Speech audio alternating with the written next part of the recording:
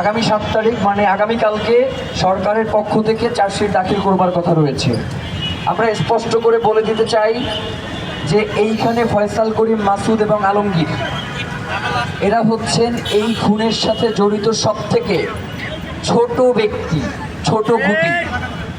মানে এই খুনে তো সে টাকার বিনিময়ে করেছে, তাইলে তাকে এই খুনটা করালো কে?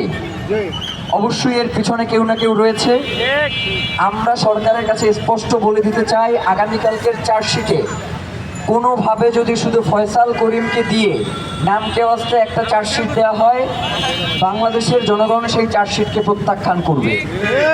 এবং আমরা স্পষ্ট করে বলি যে শহীদ ওসমান হাদি শুধুমাত্র একজন নামকাওয়াস্তে ব্যক্তি নন, তিনি বাংলাদেশে জুলাই পরবর্তী সময়ে বাংলাদেশের স্বাধীনতা, সার্বভৌমত্ব এবং ভারতীয় আধিপত্যবাদ এর বিরুদ্ধে তিনি ছিলেন বাংলাদেশের সবথেকে বেশি ভোকাল, এবং সেই সাথে তিনি ঢাকা 8-এর একজন প্রার্থী ছিলেন।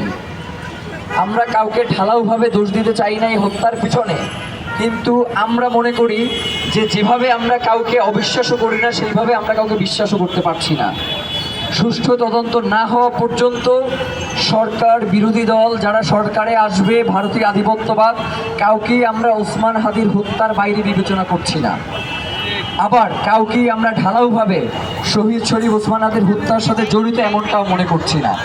আমরা ইনকিলাব মঞ্চ আজকে এখানে মার্চ ফর কর্মসূচিতে, মার্চ ফর ইনসাফ কর্মসূচিতে জুলাই আন্দোলনের সবথেকে গুরুত্বপূর্ণ যে স্পট রয়েছে তার অন্তত 10টা স্পটে আজকে আমরা যাব। সেখানের মানুষের সাথে কথা বলবো এবং মানুষকে আহ্বান জানাবো যাতে তারা শহীদ ওসমান হাদির হত্যার এই যে বিচার, এই ব্যাপারে তাদের সর্বোচ্চ পদক্ষেপ গ্রহণ করে। আমরা ইনকিলাব মঞ্চ আমরা 4 দফা দাবি নিয়ে আজকের আমাদের মার্চ ফর কর্মসূচিতে যাওয়ার জন্য এখানে একতাবদ্ধ হয়েছি। আমাদের প্রথম দাবি হচ্ছে শহীদ ওসমান হাদিকে যারা খুন করেছে, সেই খুনের যারা পরিকল্পনা করেছে, খুনে যারা সহায়তা করেছে এবং খুনিদেরকে যারা এখন পর্যন্ত সাহায্য করে যাচ্ছে, প্রত্যেককে চিহ্নিত করে গ্রেফতার করে বিচারের মুখোমুখি করতে হবে।